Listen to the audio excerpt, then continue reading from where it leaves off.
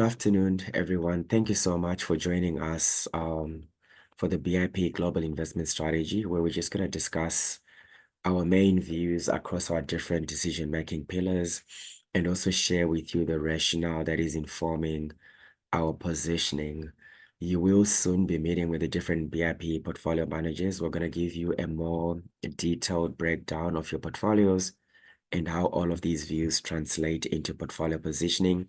But for the next hour or so, I'm going to try my best to also just give as much information as possible around what is informing our views. These views are the result of a 2-week process where the whole team just pretty much goes into a deep dive of the macro environment, the business cycle backdrop, valuations, I think all the way to currency risks and portfolio positioning.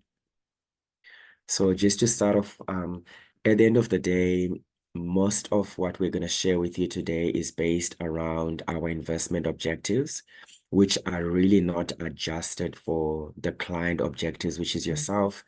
And I think the adjustment of our investment views to suit your risk profiles, that will happen at the upcoming investment committee meetings.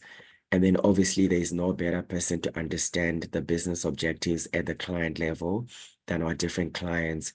So hopefully our part is to give the investment objectives, and then the role of the BIP investments committee meetings that are going to start effectively from tomorrow is to get your input around what your clients prefer and what works for your business. So we arrive at an optimal position in terms of portfolio positioning. So looking forward to meeting with you from tomorrow. But for now, I'm just going to quickly go through what is informing our views in the coming 3 months and possibly 12 months.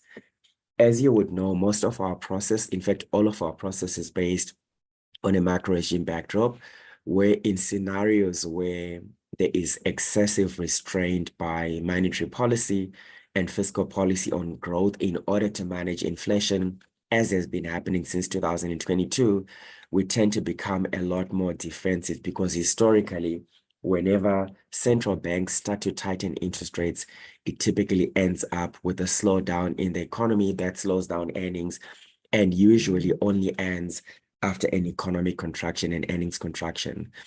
And also after economies have gone through an economic contraction and earnings contraction, as has happened with the Chinese market pretty much since 2022 as well, we start to position for what we call a bounce, which is the early phase of recovery from economic contraction.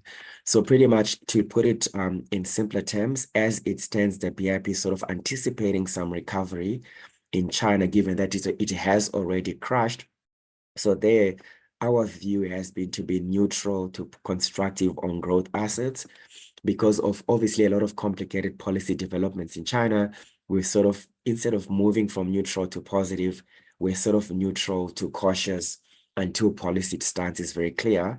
The US, on the other hand, has done everything they can to slow down the economy, but because of the prior pandemic packages, it's taken them way too long to slow down that economy. So we've got two scenarios where the one that is moving into weakness is moving at a very slow pace, and the one that is moving into recovery is also moving at a slow pace. If anything, I think 2023 is a very good example of how such a way of managing our portfolios can get very, very messy. So, and it also is an example, I think it proves the amount of investment temperament required to manage portfolios successfully. So if we look at what happened last year, this time last year, there was increasing sentiment around the Chinese bounce, which is what we're positioned for. Investors became quite optimistic about the reopening. I guess they laid the US template onto China, and China pretty much had a strong quarter.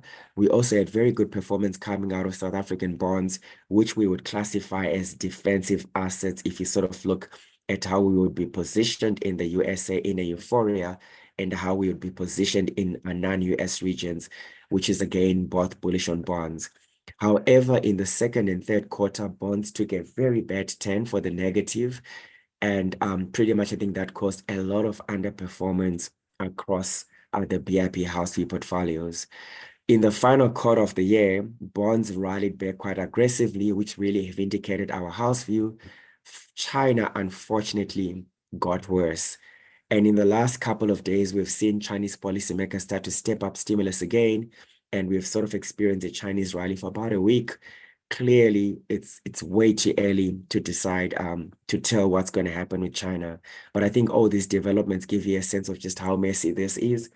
But the most important part, I think, from a BIP perspective, is that despite how messy the pathway for investment returns was last year, generally, our house view was generally well supported if we look at this chart that I'm looking at.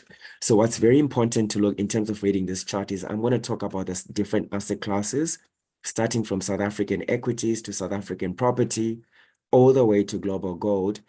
And in the very, very far right column, where you've got a green, it would mean that the particular positioning we took worked in our favor. So if I look at South African equities as an example, we were underweight by between 5 and 10%. The basis for this really being South Africa is a cyclical region, and South Africa is an open economy. So where you have most of our earnings under threat because of the slowdown in the UK, Europe, and USA, and China taking forever to come into recovery, it would be very difficult to expect solid earnings growth coming out of South Africa, given that up to 70% of our earnings are offshore derived. So the view of a recession in the USA, weakening economies in Europe and UK, plus a slowly improving China, pretty much informed this exposure. And we were also underweight South African property by 2.5%.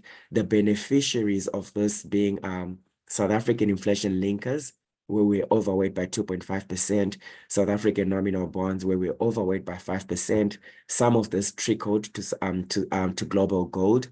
And in essence, to the extent that inflation-linked bonds and nominal bonds did better than South African equities, the outcome for this positioning would classify as a green.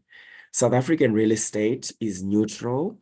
And the reason why we have a neutral exposure is, on the one hand, we're definitely underweight our benchmark of 5% by roughly 2.5%, and retained an allocation to real estate of, let's just call it 3%, which when you look at how peer groups are positioned, looking at all the large managers, even though we were underweight versus our own strategic asset allocation benchmark, relative to peers, we still had a healthy exposure to property because a significant number of those large managers have nothing or 1% each positions towards property.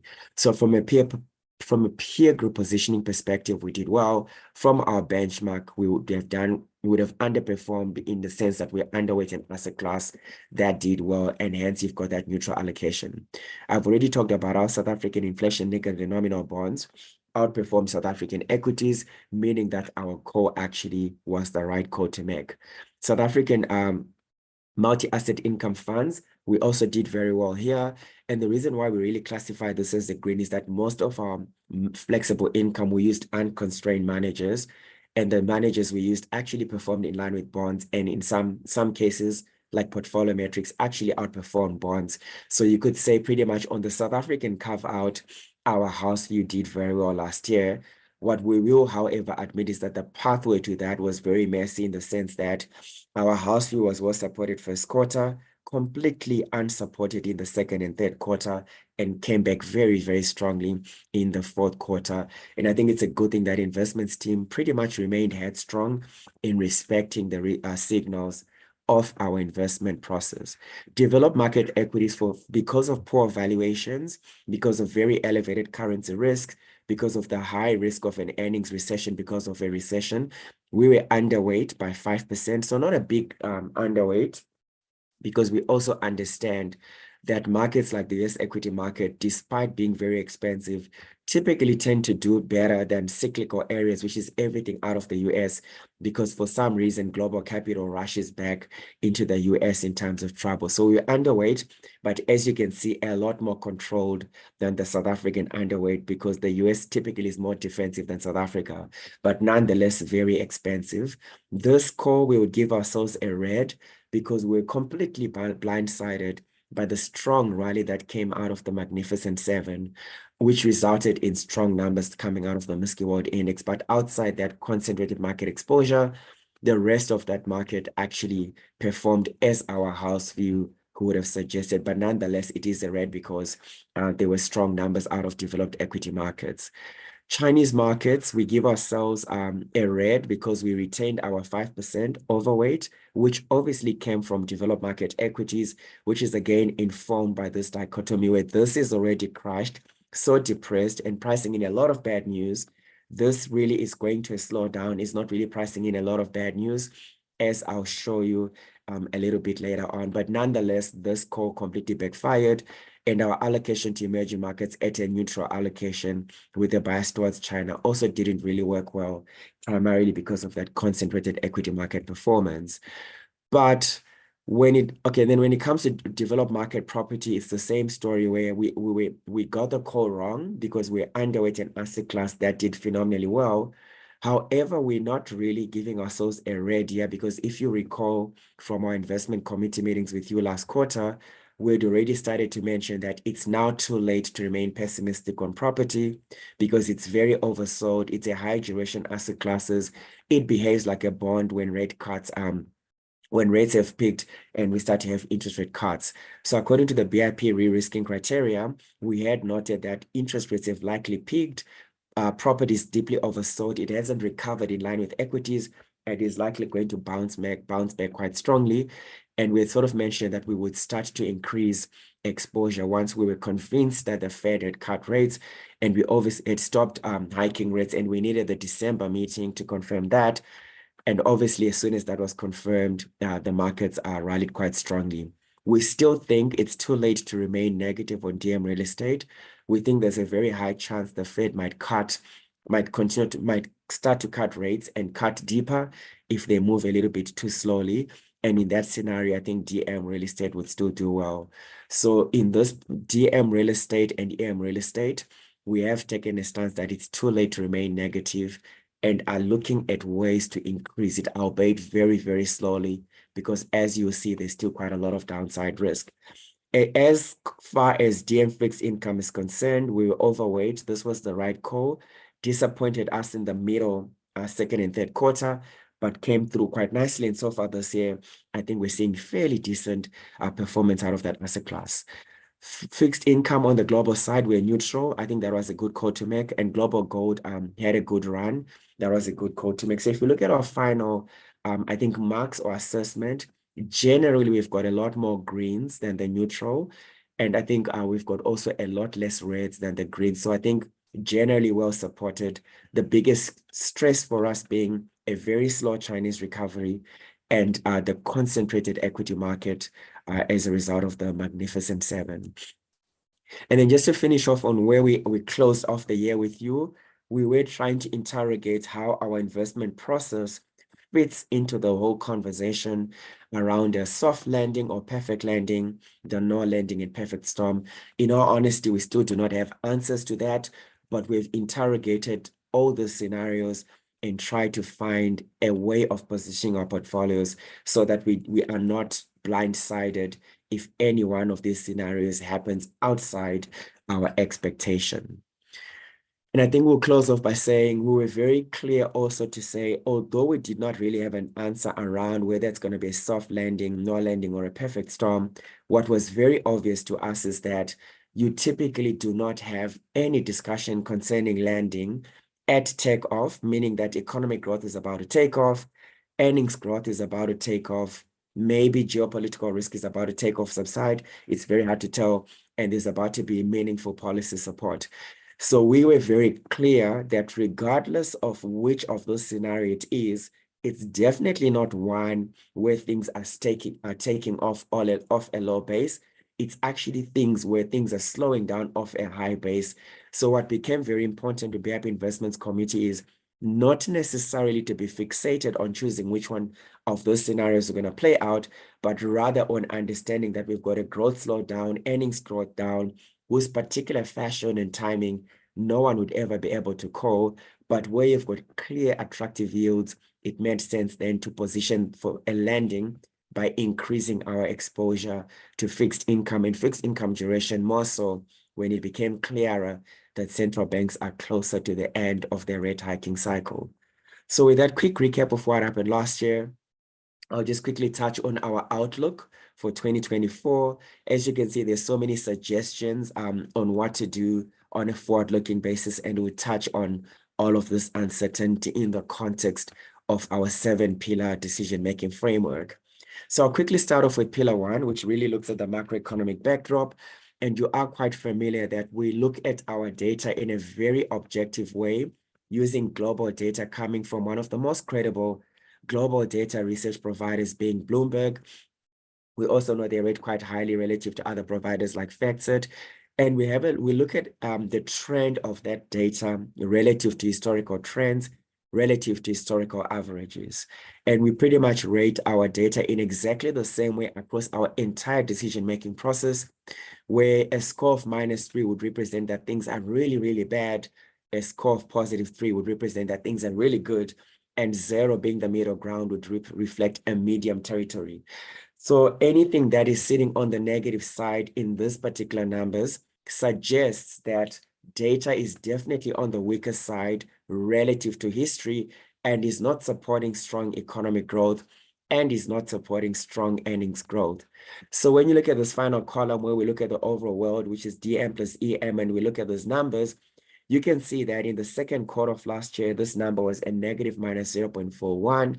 It worsened in the third quarter of last year to -0.64. It worsened again in the final quarter to -0.71. And we're not seeing any signs of improvement, meaning that as far as the macro environment is concerned, it is showing a picture with a downside risk where the score is closer to -1 or else equal. So this would mean if macro is the only thing you look at, you would be underweight growth assets. And the areas which are very topical, where you've got a lot of negatives, I think if we start off with geopolitical risk, you can see that all of these scores are very close to -3. And geopolitical risk really being defined as an event that is extremely difficult to call and causes very big negative movements when it happens. So the extent that we think that there's a lot of things that are difficult to call, which if we get them wrong, can cause significant losses, already shows you that the average BIP PM today is very conservative, because all the scores are an average of all the 7 BIP PM's risk assessment, obviously using objective data of Bloomberg. So this is the first area where we're quite negative as a team. Monetary policy, which is pretty much a Fed conversation. The numbers are quite close to the geopolitical risk scores at -2. And then inflation, again, which is pretty much a US story, that is improving at -1, but you probably would want to see this go back all the way to 0 before central banks can cut rates. So you could say we're a good 100 basis points to go. Whether that will happen fast or slowly, no one will ever know. But so the key point there is that from a global macroeconomic environment, the 3 main areas of concern continue to be geopolitical risk, monetary inflation, and monetary policy and inflation. And we've pretty much ranked this in the order of the severity of the scores, whereas you can see geopolitical risk is the worst, monetary policy comes second, and then inflation comes third. So what I'm going to do is I'm going to tackle each and every one of these 3 factors to just give you a sense of how we are responding to those in terms of our outlook and what it means for portfolio positioning. When it comes to geopolitical risk, if you look at it from a global side and from a South African side, I'm really not going to take you through each and every one of these in detail, but I can assure you that tomorrow or later today, you will receive our detailed house view sliding decks. You will notice that there is no shortage of what can go wrong, which if it goes wrong, will cause significant downturn in equity markets. So take your pick. There is quite a lot of danger out there, and hence these very negative scores that you're seeing out of the BIP Investments Committee team. If you then look at our research provider being the bank credit analyst, who has given an assessment of all of these things out of our process, obviously based on their process, which we lean off anyway for our views, they pretty much do not have an encouraging picture for the geopolitical risk backdrop. So if you sort of look at this in the context of BIP's risk card, safe would be a score of 0, the risk will be a score of 2, very risky will be a score of -2, and extremely risky a score of -3. But generally, you can see that as far as BCA is concerned, they are quite concerned about the geopolitical risk backdrop, the only exception to this being Japan, which they view and consider to be safe or neutral. And then I think the other thing that's very interesting is that we've got a year where the actual number, I think, is 54. This is 54 countries are going to be going for elections this year. We've obviously then written this as at least 40 because the numbers differ across different research providers. And even if you use a conservative number of 40 elections like we have, that means that in 40 countries, which includes the US, which includes South Africa, which also includes a critical geopolitical risk area like Taiwan, where elections have already happened, you are going to wake up after the elections with a different economic policy direction and a different monetary policy direction, which means that over and above all these other geopolitical risks we mentioned, we are going to be faced with economic policy uncertainty until the elections are over and the new government start communicating and implementing their policy. So this is just one thing. I think that just means it's an environment where there is not enough clarity on the macroeconomic backdrop. If we then move on and look at monetary policy, which I think is the next most negative aspect, the conversation here is around, are we going to find that central banks are going to start cutting rates and give reprieve to companies, reprieve to consumers, and obviously the global economy? And the best way to look at this, okay, maybe not the best way, but one of the ways to look at this is just to look at maybe 3 different scenarios here. So the first one is the 1970s, where soon after getting to the peak of rates, the Fed started to cut rates literally after only 2 months. When you read a lot of commentary around Fed watchers, one of the most consistent points of reference is that the problem with the 1970s was that the Fed cut rates too early and too fast, as you can see. And because they did it too early, they caused this aggressive reflation scenario, which then required a far more painful monetary and fiscal policy adjustment. So the best way to look at it is that the only way to make sure that we don't have a much more painful monetary and fiscal policy adjustment going forward is to make sure that the Fed takes its time and delays moving into a rate cutting cycle. So based on this example alone, if the Fed really wants to avoid the 1970s policy era, there is a high chance that we may not see rate cuts as quickly as the market anticipates, which is pretty much in March. Another way of looking at this is to say, if we do engineer a soft landing, what is the monetary policy behavior during a soft landing cycle? And the last time the world had a soft landing was in 1995. In fact, between 1995 and 2000, which is a 5-year period. And there's 2 things that you can pick up from that. In a soft landing environment, interest rates remain higher for longer, and there's a risk that there's a reflation towards the end of that soft landing regime. The other part you can take out of a soft landing regime is that the rate cutting cycle is very shallow, which sort of makes sense because soft landing means that the economy can handle the current monetary policy stance. It can also handle the current fiscal policy stance, and it can also handle the current geopolitical stance, meaning that all the things that we look at in this pillar are not actually affecting economic growth. And you see that the score in that sense will stay around 0, meaning that although these negative scores are negative, the economy can sort of handle.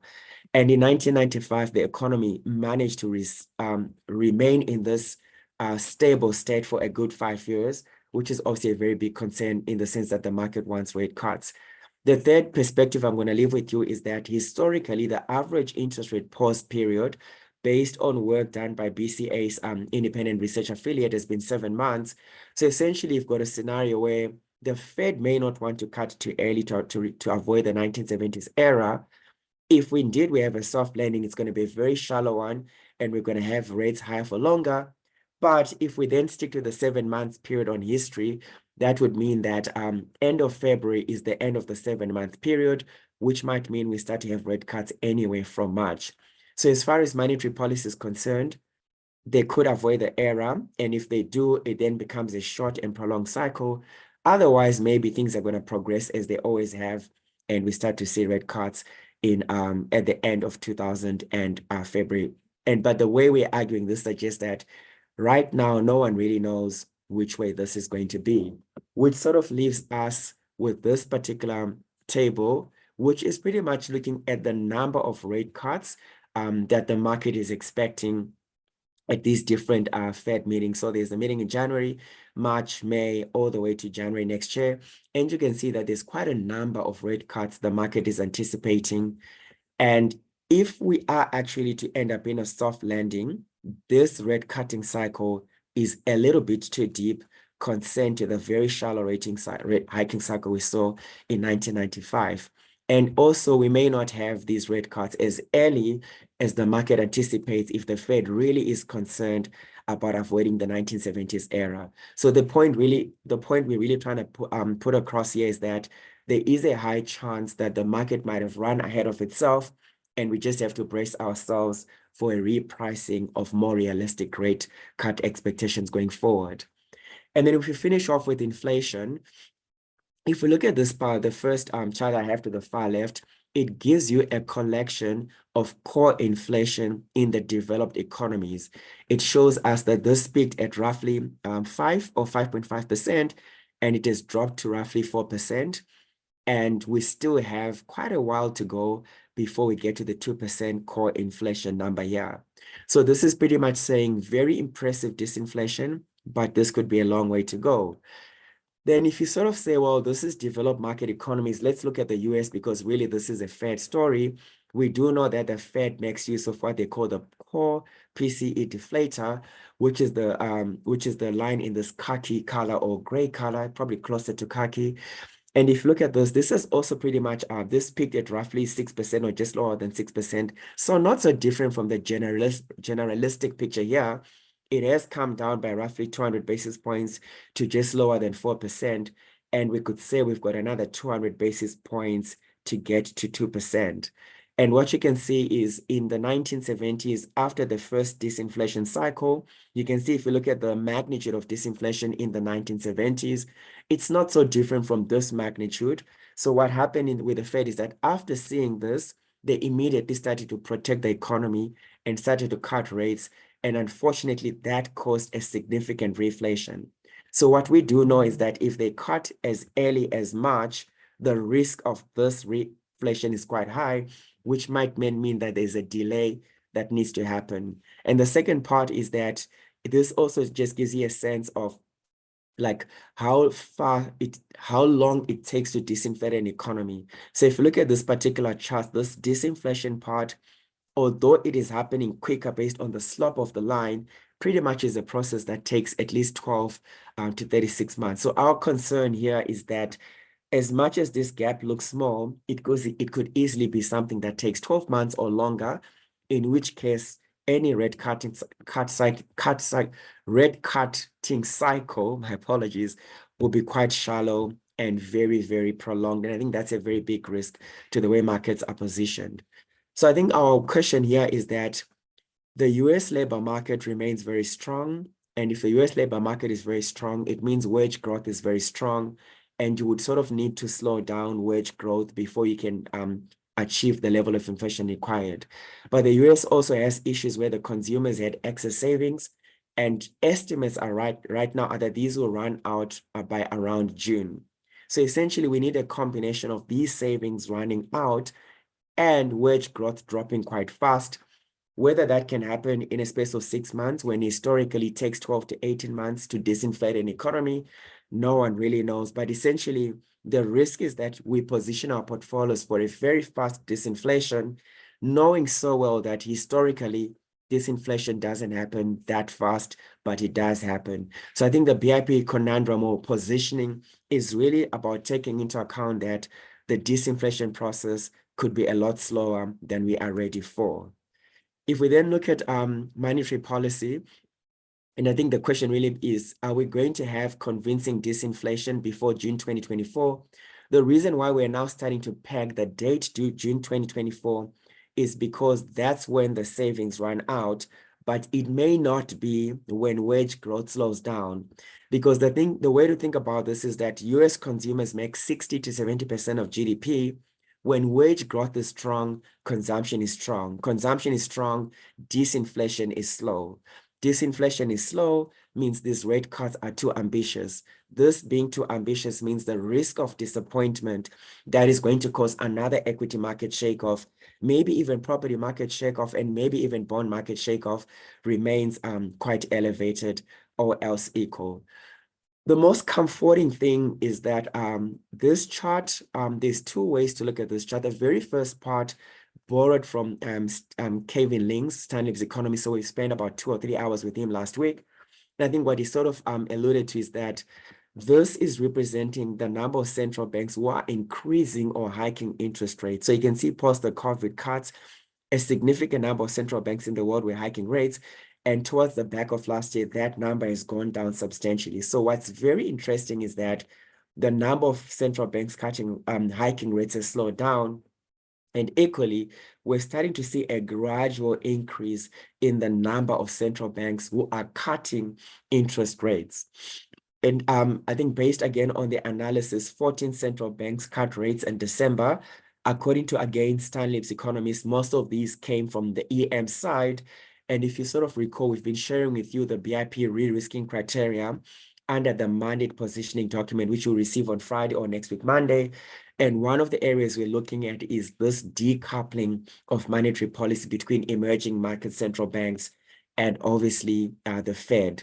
If more EM banks start to cut rates because they are far ahead in terms of the inflation cycle, that could really mean emerging markets could start to outperform developed markets. And for South Africa, where our valuations are very attractive, as I'll show you later, we don't want to be complacent to that risk.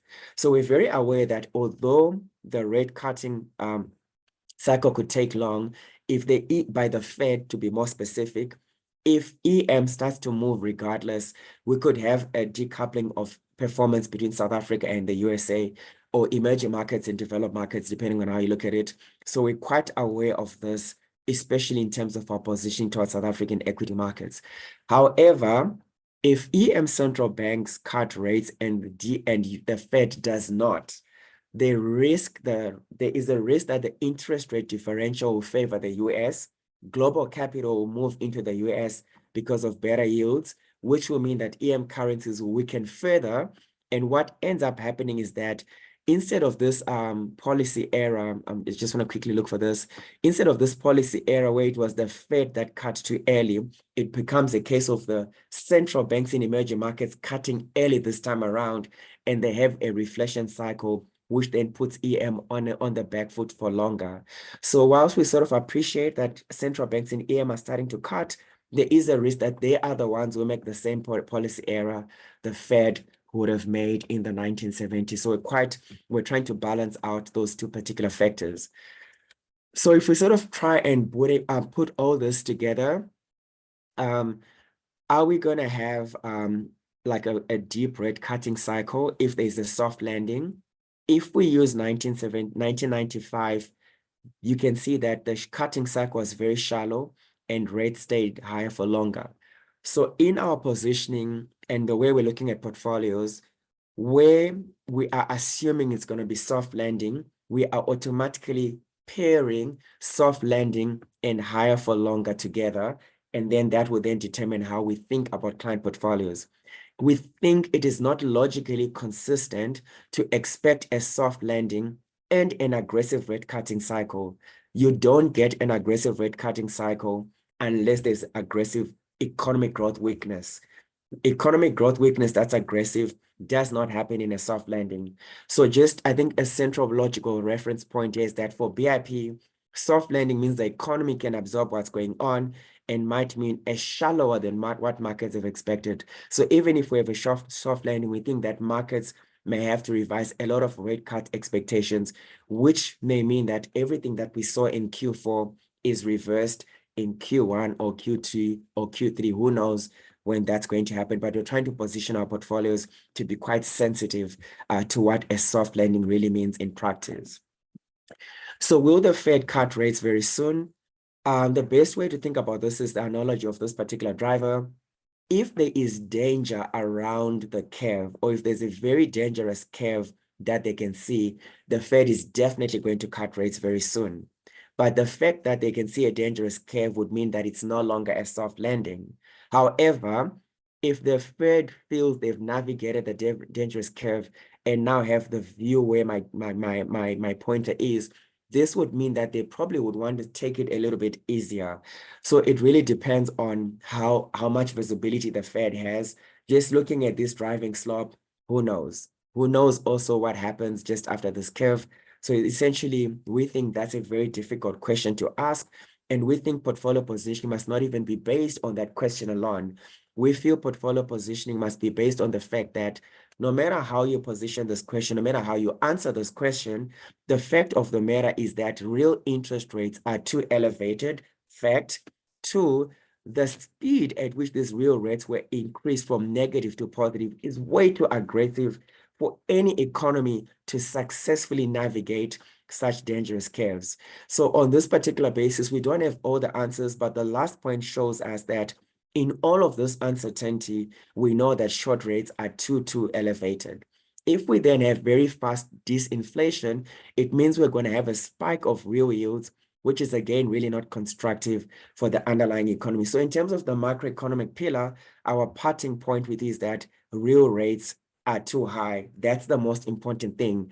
And if you're not going to have an aggressive rate cut, the economy is going to be choked out by high real rates, really because the credit extension, which gives you an extent of the amount of money being borrowed by corporates for economic growth, that is really declined quite significantly, both in the USA and both in the Europe. And the only way to get this number to increase is if companies start to borrow, but then who is going to be borrowing aggressively at such elevated rates? So in terms of the macroeconomic backdrop, the answers and the questions that should be asked are way too diverse. But what is extremely clear from our signals is that very high real rates will discourage borrowing. Discouraged borrowing discourages economic growth. Discouraged economic growth means the probability of a soft landing is not as guaranteed as one would think if they look at how markets performed in the final quarter of last year. So on this basis, we would say until these real rates collapse, it's still not a time to really interpret soft landing as being bullish on growth assets. If anything, I think it means our portfolios have to remain defensively positioned.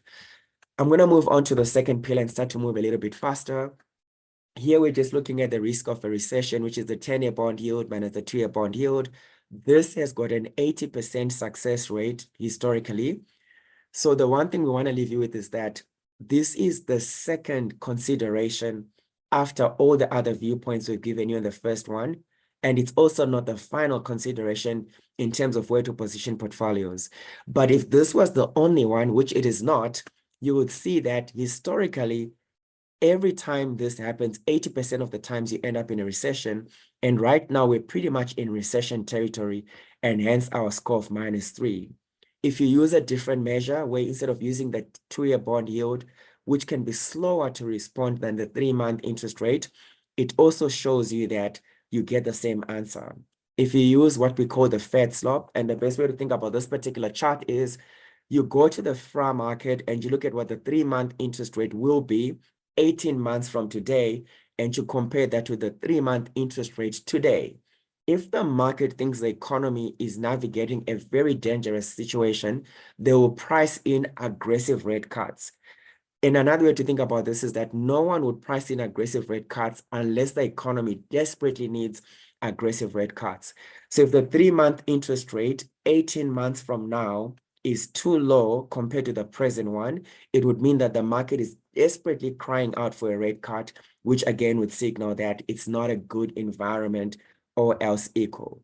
We then look at different fast-moving data. Obviously, we're focusing a lot more on the US, but we look at all the other regions. And this is business confidence, consumer confidence, all the way to your wholesale sales, my apologies. And you can see that generally our scores are negative. So no matter how you interrogate the business cycle, it doesn't leave you with a positive view where you want to be neutral growth assets, given all the uncertainties we've talked about.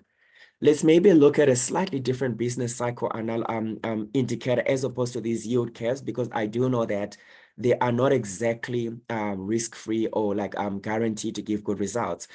if you look at the lead economic indicator, so essentially the current level of this indicator gives you a sense of the economic growth profile expected in the following 6 to 18 months.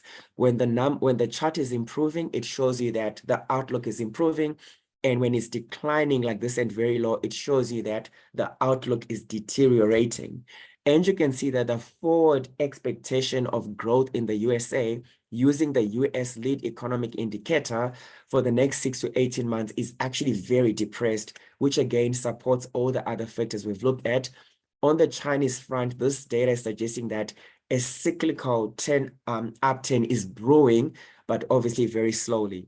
And I think this has been what BIP has really struggled to navigate around the extremities of the two major economies. And I think we'll touch on how we're sort of still navigating this challenge as I continue to proceed. If you then look at this work where we look at the US lead economic indicator and then you overlay recession periods, you will realize that every time the lead indicator is lower than minus 0.4, the global economy ends up in an economic recession. So again, if you look at the current lead economic indicator, it is in recession territory, suggesting that as far as the business cycle is concerned, we are not moving to a place that would be considered as soft landing or else equal. So if you want to summarize this visually, you could look at it as we are driving capital for our clients and the data is weakening. So we're pretty much driving down the slope and we are pretty much approaching this curve or the next curve. It doesn't matter which one you pick, but one of these curves is an opening. And if you then zoom closer, you see that there's quite a dangerous portal on the way to economic slowdown. And what do we mean by economic slowdown? Is these numbers that are slowing down. And it's also the numbers that you saw in the earlier table, which are negative. So we do know that we are slowing down and there could be danger somewhere. Where exactly? Sure, we really wish we knew where the dangerous curve was. But the fact that we don't and we're expecting it would mean that we're going to be quite defensive in positioning your portfolios. I'm going to quickly move on to currency risk premium. When the macro environment is negative, as we've already argued, and the business cycle is also negative, as we've already argued, typically the best relief valve is the dollar. So if the dollar starts to weaken and pillar 1 and pillar 2 do not change, you could actually have a soft landing, which was supported by the relief caused by a very weak US dollar. So what I'm really trying to say is that we're not really placing our hope on geopolitical risk improving. We don't think elections are going to come to the rescue. We don't think those lead indicators are going to change drastically. So the last variable, which moves really fast to save us from the downside risk signals I've already covered, would be the US dollar.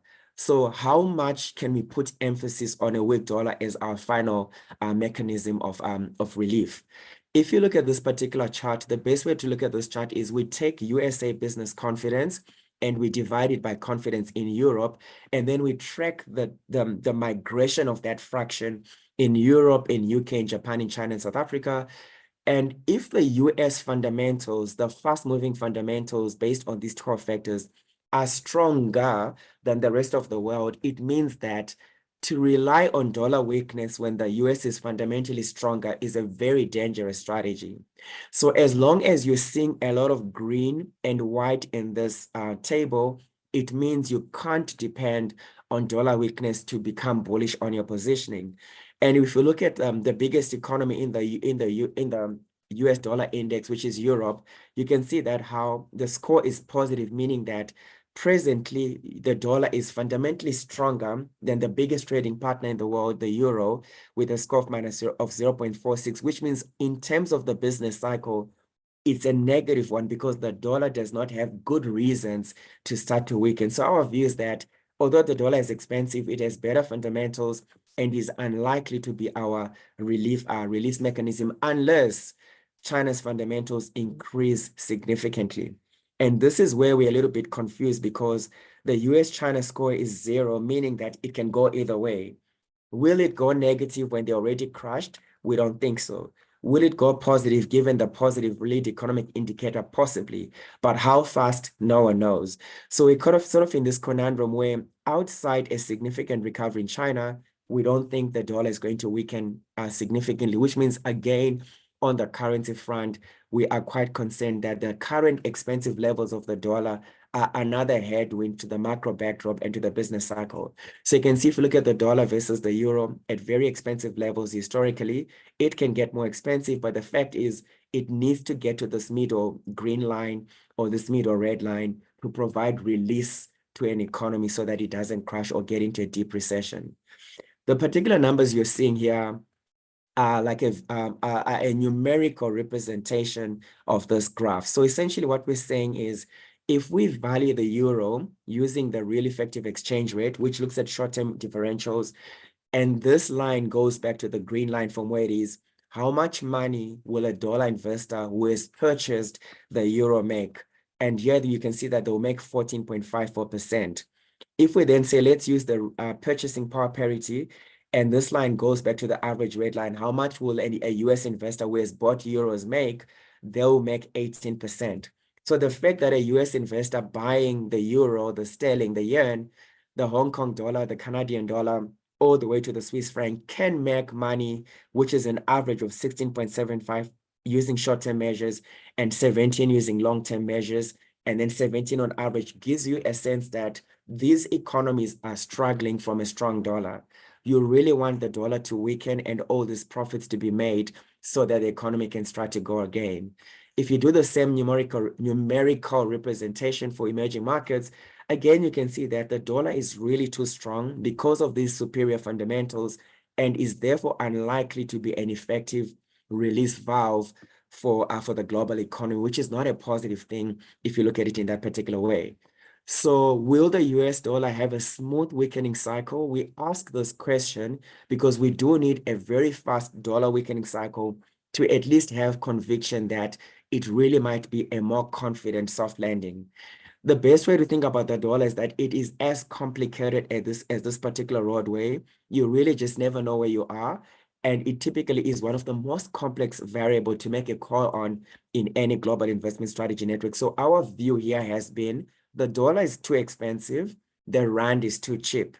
The typical error South African asset allocators make is to become too negative on the rand when the rand is too cheap or the dollar is too expensive. And typically we have this sudden bouts of rand strength that destroy a lot of investor capital. So we're not going to make a call around such a complex terrain, which is the dollar. We do want it to weaken, but we're not putting our bets on it. However, as far as your hard-earned capital is concerned, we're really doing everything in our power to make sure that you are not blindsided with a rand strength that suddenly comes maybe because China made a drastic policy change.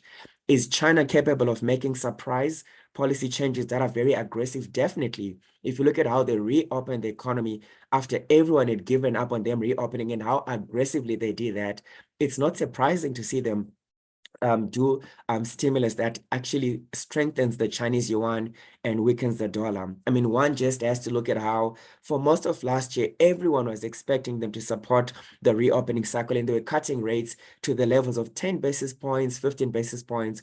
All of a sudden last week, you've got a 50 basis point rate cut. You're like, why were you taking so long? So I think the point I'm really making across is to say it is a complex one, but the problem is we also have a complex anti-dollar being China that can really just change this and make it smooth. Anyway, we're not really concerned about which one is going to happen. We just want to make sure that should China surprise and the rand recover, how much money are we going to destroy? Because a lot of money has gone offshore where valuations are not so attractive, as we'll argue later. Talking about how cheap the rand is, I mean, just look at how fast this animal recovers when it's coming off very cheap levels. If you go back to every peak level, when it comes down, it does come down quite fast. It's historically at the second cheapest level historically, the first one being earlier. So to position client portfolios as if the rand will never recover is the most dangerous thing we can ever do, given the starting levels.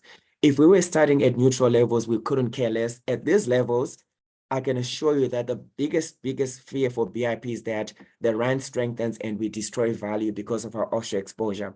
That's what we're a lot more concerned about and not necessarily how the dollar's got good fundamentals. If we were not at extreme levels like this, I think it'll be a different conversation. So how much can a South African investor really lose if the rand comes back from these extreme levels back to the neutral, you can see that based on short-term measures, which is where my cursor is, across all developed markets, excluding Japan, you could lose an average of 23% if you average all the currencies. But you can see if it's US exposure, like you've got US government bonds, this number is actually quite scary. If you use a longer term measure saying that is more comfortable, again, you really are not going to get to a more comforting answer, really suggesting that the rand investor can lose 19% if they're caught off on the wrong side. So what we really don't want to do is to sacrifice 19% of performance, which means that if South African government bonds are giving you 11% right now, you can actually lose that entire 11% and still be down another 7% if your offshore assets do not remove this particular loss. But given that US equities are expensive, we're really not counting on developed equity markets to protect us from this currency loss. So the key point for us is that a weak dollar, which is what we need to save the economy, will come with big currency losses. So we're just going to speak to our clients to say, don't be too confident with your offshore unless you're exposed to areas like Japan, where there's not a lot of currency risk, or China, where there's a bit of positive currency risk. Everywhere else outside Asia and outside the major Asian economies of China and Japan, I think is presenting very elevated currency risks. So will the ZAR strengthen? Who knows? I mean, if the Fed cuts rates very aggressively, yes, it will. Will the Fed cut rates aggressively? We don't know. Will the rand strengthen if China does something aggressive like they started to do? That can also happen.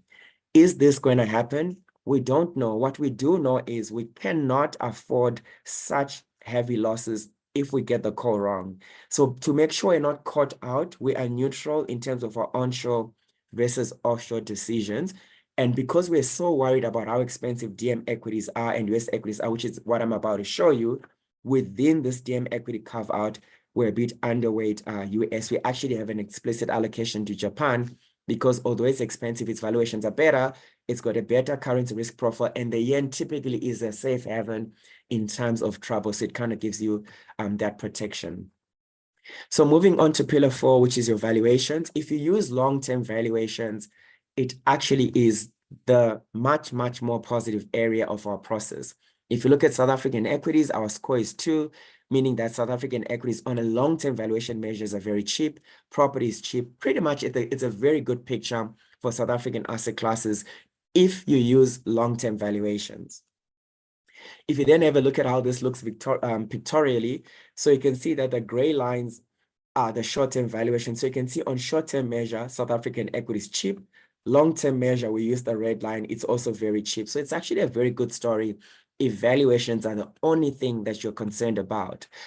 If we then look at offshore markets, and again, we use long-term valuations, you can see that developed equity markets are very expensive. The USA equities are extremely expensive. Now combine a very expensive US market where the score is -3 with a very elevated US currency risk where you can lose -34. And all of a sudden you realize that not only are you dealing with expensive equity market valuations, but dollar valuations. And this is where the offshore part is really confusing for us. Valuations for emerging market equities using long-term measures, they're fair. And then if you look at China and global property, these are quite, they're cheap actually, but not extremely cheap. And then if you sort of look at long-term valuations and you start to move out of the USA, you really see that the picture is actually not that exciting. I mean, in the US, the only area that is cheap is your small caps. And if you look at Japanese equities, despite a better currency, they're actually expensive, not extremely expensive like the US, but not cheap either, if you sort of look at what the score is. So Japan, Europe, UK not looking good. European properties actually looking very cheap, which is where our property comment comes from. That property is looking cheap in Europe, property is looking cheap in globally, property is looking cheap in USA. The central banks have stopped hiking rates. If bonds rally, property being bond like in nature would rally, and it has lagged equities in the recovery of the 2022 sell-off. So pictorially, when the lines are above the red line, you're really not looking at a good picture. When they're below, you're looking at a good picture. And you can see how for the S&P 500, it is looking expensive. And you can see that for developed equity markets, using the long-term measure expensive and the short-term measure, which is the greenish line or olive green line, kind of fair value, but the expensive side of fair value. So again, there's not much valuation support there. If you look at small caps, quite cheap, again, which we would benefit of because of our portfolio construction approach with that. Emerging markets, you can see they're on the center of the red bars and the center of the gray bars, meaning that they're fairly valued. And then China is on its cheap side. And then if you sort of bring valuations together, BIP looks at a lot of short-term measures like historical PE, forward PE, price to book, dividend yield, and then we take 50% of the score from short-term measures and we take 50% from the long-term, and our final valuation picture is a combination of short-term and long-term. So what you can see is the markets in the red text boxes are the cheap areas, and the markets that are not like developed market equities, USA equities, DM, and then global credit and global bonds are negative. So essentially the summary is that South African valuations are superior. And because of where the rand is, we don't want to be underweight South Africa. So we are neutral because of all the arguments we've given you so far. Clearly, we've got our own problems. We could be cheap for a reason. So we're also not going to be overweight. And so instead of bringing money to become overweight South Africa, we've actually gone for China because it would take a Chinese recovery for for South Africa to do well anyway. Emerging markets is fair. We've not taken a bet there. We've just kept our benchmark weights. And then developed market valuations, as you can see, the negative minus 1.88 for DM, which is pretty much -2, and negative for USA, which is -3, really is not a good thing. And hence the fact that USA valuations are concerning to us. If we continue to do that and look at granular asset classes where you start to break down into small caps, mid caps, sectors, again, you get a picture where South Africa is generally offering good value, and then the rest of the world, not as bad as when you look at DM as a composite, but nonetheless, you get to the same conclusions. SA superior, developed markets excluding USA are better than USA valuations, and USA valuations are concerning, but the small cap side or the USA Inc. side of the US is actually fairly valued. But if US enters into recession, will USA Inc. do well? We don't really think so. And hence the reason it's difficult to be bullish on things outside of the defensive US. This is a picture where we look at a binary decision. Say, do you want to buy equities or do you want to buy bonds? The way you draw this chart is you take the earnings yield on equities and you subtract the bond yield from bonds. Because equities are a riskier asset class, the earnings yield must be higher than the bond yield, which means that this line must be above the red line for you to consider equities to be cheap. So where my cursor is, the risk compensation was very good. And the red line will say the risk compensation is fair. Under the red line would say the risk compensation is poor. At this level, say there is no risk compensation, or equity markets are not expecting anything to go wrong. Now, if those red cuts expectations are too ambitious and we have a recession, the equity market is not ready and the bond market is ready. So this is, again, a binary asset allocation goal, but it really allows you to see that if you're going to decide between equity and bonds, the evidence is strongly in favor of bonds, and hence our overweight bonds allocation. This is a very complicated table mathematically, but I'm going to take a chance and try and break it down for you in any case. And the way to think about this is to say, if this line comes back to the red line, how much do bonds have to rally by, or how much do equities have to sell off by? And the way to think about this is to say, if we're saying this is the earnings yield minus the bond yield, and it's negative, to correct this, the bond yield must become smaller or the equity yield must become bigger.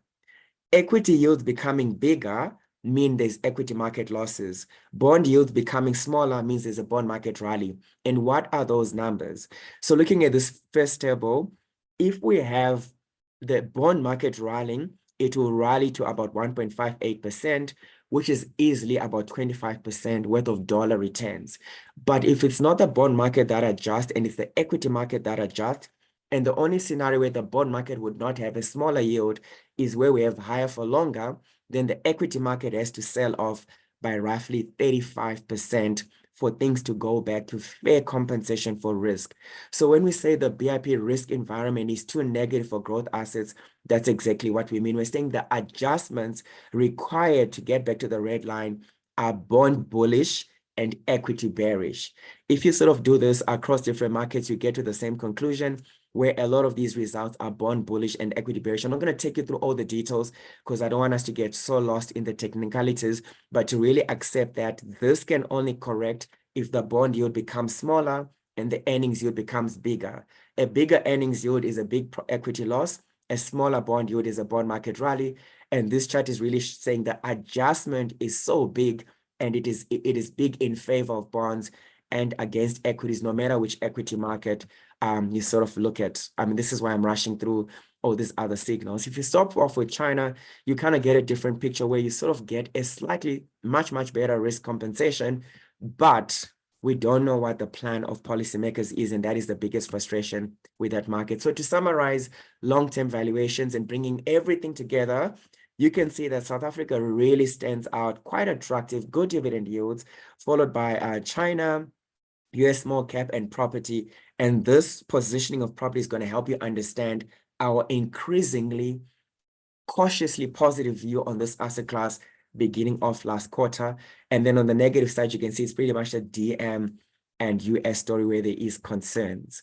If you look at inflation-linked bonds, which is where we've taken our overweight, actually things are looking good, so I'm not really going to spend a lot of time. What I will leave you with is that inflation-linked bonds reflect real yields, and real yields is the concern in pillar one. So in pillar one, it's not good for the economy. In this particular pillar, it's good for valuations. But whenever ILBs are cheap, it means the economy has got very high real yields and is being chalked as far as growth is concerned. So typically being bullish on inflation linkers and bonds means being negative on economic growth, or else equal. And so in the prior chart, we showed you how in a strong rally, the bond yield would drop from all the way to 1.5%. And you can see that if bonds drop to 1.5%, you're looking at a return of 27% in dollars. Whereas for equity markets, that number is is lower. Let's just experiment. So last time we saw you, bond yields were around 4.5, and they dropped from 4.5 to 4, which means we're supposed to experience an 8% dollar return in the final quarter.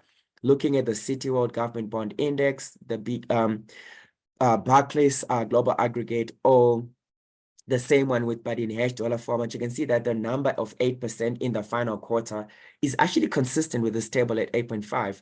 So our analogy that we could have a bond market rally where the yields dropped to 1.5 really would be true, and was actually empirically proven in the last quarter, or else equal. So if we finish off with valuations really paint a clear picture. It's very obvious what's cheap. It's very obvious what's expensive. And it almost becomes obvious how you should position your portfolio. However, the problem with valuations is that in the short term being a period of 1 year to 3 years, they only explain 30% of performance. The other 70% is explained by the macro issues and all of that. So whilst the road for valuations, looking at this graph, is so clear and so obvious, the truth of the matter is that in the short term, anything can actually happen to this clear part. So in our process, this is the clearest part, but I think it comes with a lot of illusion. If we then move on quickly to the regional allocation house view, here we're now bringing the macro strength of each geographical regions, US business cycle strength, because it is the bellwether of the global economy, the valuations of these geographical regions, relative to their own history and in a relative sense, and the currency risk. And we bring all of this together to get a sense of the balanced risk across different geographical regions. You can see that South Africa has got a score of 0, which makes it very difficult to be overweight South Africa. The rest of the offshore markets are negative. It's also difficult to be overweight offshore, especially given the currency risks that we're particularly afraid of. So generally, we're neutral between South Africa and offshore, and within the offshore, our preference is for China, because if they do change their policy, it will work well. However, if they don't, things can get bad. So although that is our preference, we're actually starting to reduce the position sizing to reflect that it could actually go south as opposed to recovering. But equally, this is a major economy. You cannot write it off by disinvestment. So we're definitely not encouraging capitulation. We're just saying, let's monitor the position size in a very prudent way. If you then look at this in a number format, where again, you bring in the relative long-term valuations, Here we're saying if we compare the long-term valuations of developed equity markets versus South Africa, what is the score? You can see that it's actually extremely expensive across the board. And the only exception here is the Chinese market, and hence the views we said. How does this look like in a visual context? I'll give you one or two examples.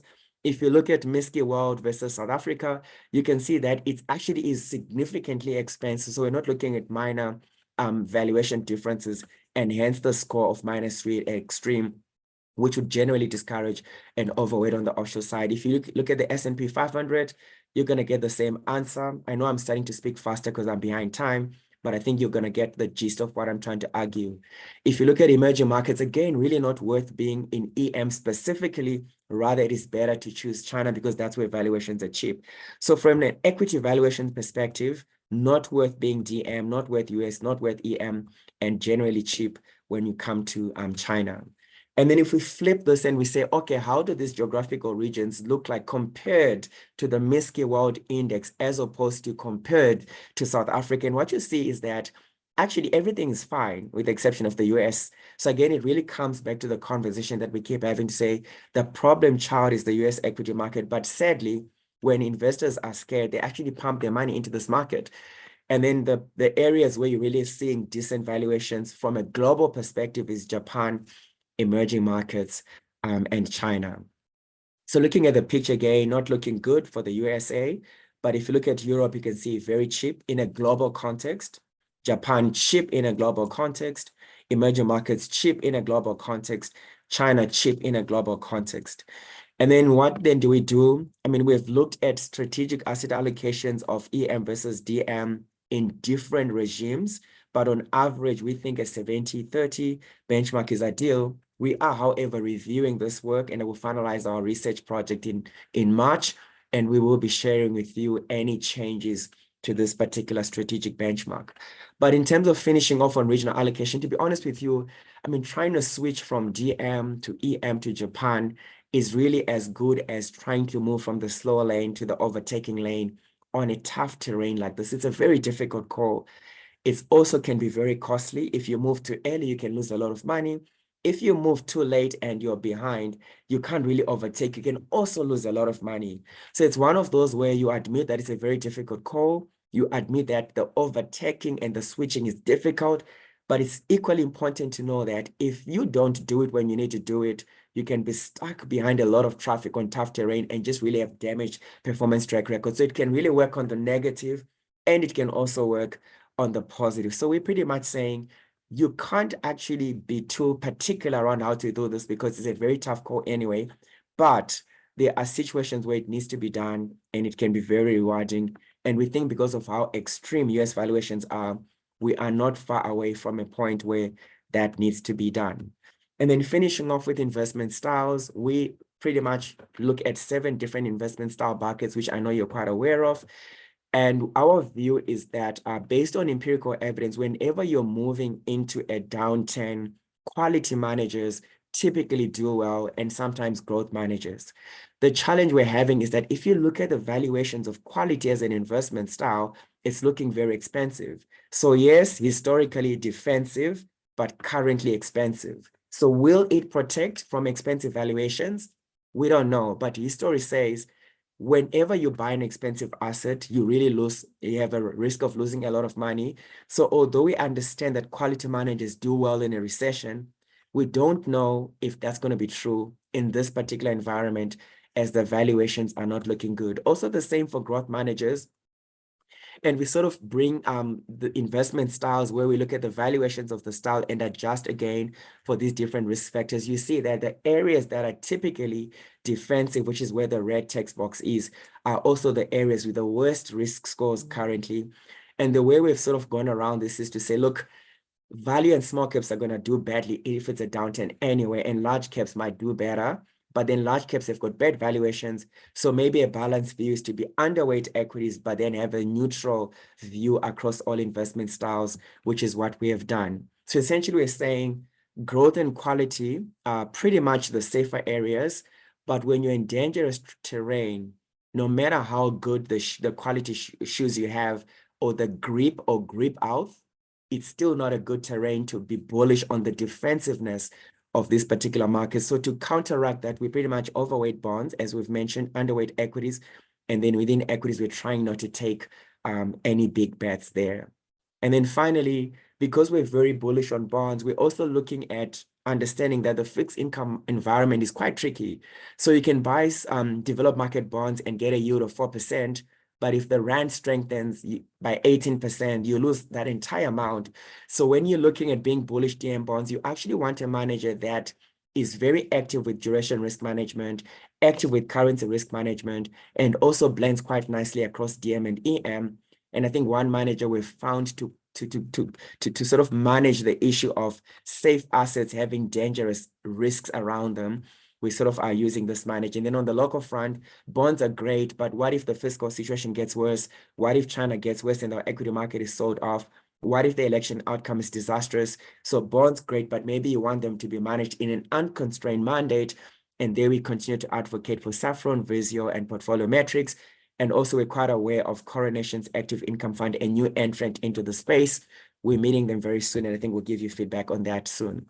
So to bring everything back to a close, we have shared with you our pure investment views, which we concluded on Friday last week.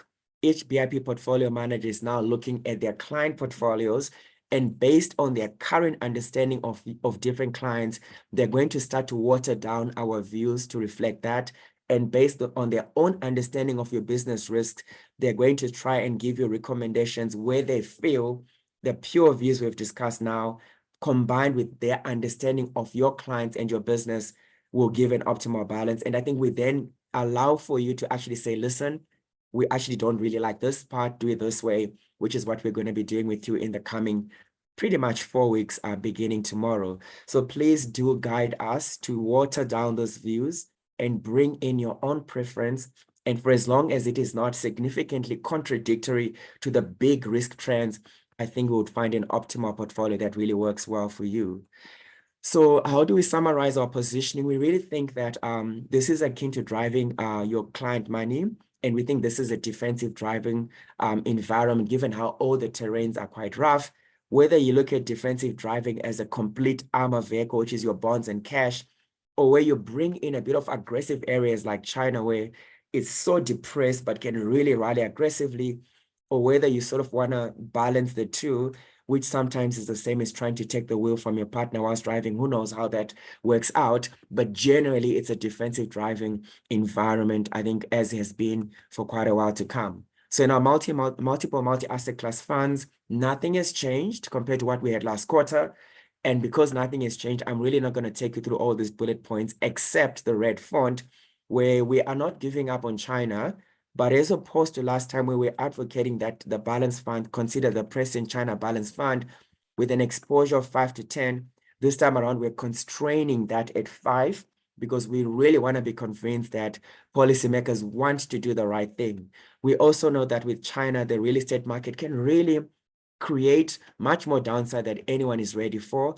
So if we think that is where we're heading, we might actually send you an email to cut this down to 3 and eventually disinvest. So we're very aware that the upside is significant, but we don't know what pathway we're going to have to go through to unlock those valuations and when it's going to happen.